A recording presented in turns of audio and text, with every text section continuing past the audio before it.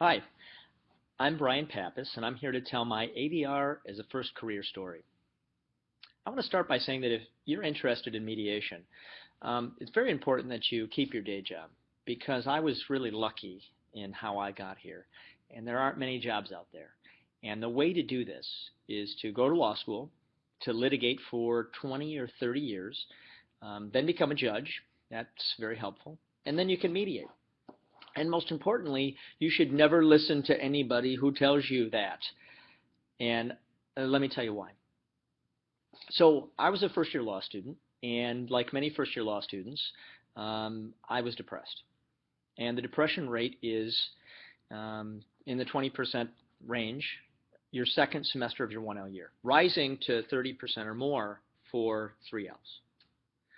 And after my 1L year, I knew that if I didn't find something to do over the summer that I really enjoyed, that I may not come back. And so I decided to study abroad with the University of Missouri in Cape Town, South Africa. And something clicked. I really enjoyed the classes. I really enjoyed the type of material. And I came back and I did a mediation training at the Oakland Mediation Center in Bloomfield Hills, Michigan. But I didn't believe that I could actually have a career in it. Everybody told me I couldn't do that and I needed to litigate. I decided I wanted to be a prosecutor. And so I was hired as a state's attorney in Cook County in Chicago. And when I went there and I took the bar exam and I asked about my start date, they said we had to do a round of layoffs. We hire everyone back and we'll let you know. So I ended up doing volunteer work, contract type work for a law firm that did civil rights work and sued the city of Chicago for prisoner abuse in their jails. And I would go into the prisons and I would interview inmates and have them tell me their story. And it was incredibly useful with the mediation training I had received. But the reality was I was terrible. My mediation training was terrible. I was directive. I'm not a good listener. I couldn't carry a conversation from one side to the other, but I loved it, and I wanted to be good at it. So I took a second training at the Chicago Center for Conflict Resolution. And it's a performance-based training, and because they want to make sure people are meeting a certain standard. And they only had so many spots at that time for people to volunteer. And I was told, I'm sorry, but you don't meet our standards for volunteering. And so I like to tell people that I was rejected from a volunteer mediation gig. It makes them feel very good that I am training them to be mediators. But it was good for me. I remember getting my friends and family together to do practice mediations for me. I hired a coach, and I really didn't click for me until I did a transformative mediation training at Hofstra with Baruch Bush and transformative mediation. That I really said, take your hands off the wheel and provide some self-determination, and you're not responsible for this in the way that you think you are.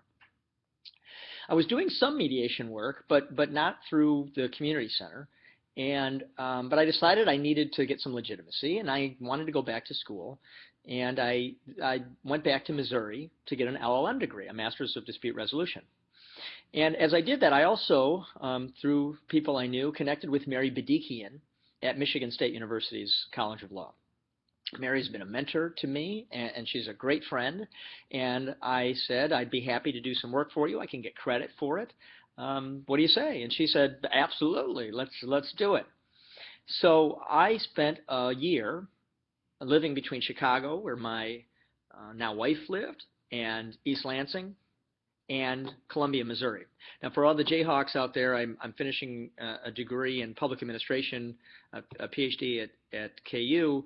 I've never spent one night in Columbia, Missouri. And I'm a mediator, so of course I have to have a degree from Missouri and from KU. I work at Michigan State, but I live in Ann Arbor. You have to be able to be impartial, although I'm not during sports season. So what do I do today? I'm the Associate Clinical Professor of Law at Michigan State at the College of Law. I teach mediation, negotiation. I teach a 1L contract negotiation course along with Mary to all the 1Ls. And I'm really lucky to have the job I do. I do training around the state in community mediation. I mediate domestic relations, foreclosure, civil, all kinds of different things. I do a lot of public policy facilitation, and I'm very passionate about that. I'm on the board of NAFCM. I'm a huge believer in community mediation. I do not believe you need to be a lawyer to be a good mediator. And good mediation is simply good mediation. So that's my story. Take it from somebody who considers himself to be a bad listener and who really had to work to make this happen.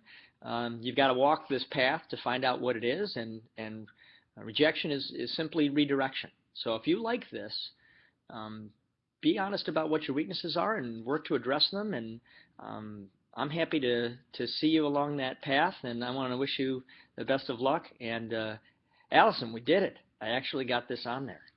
Let's hope this works.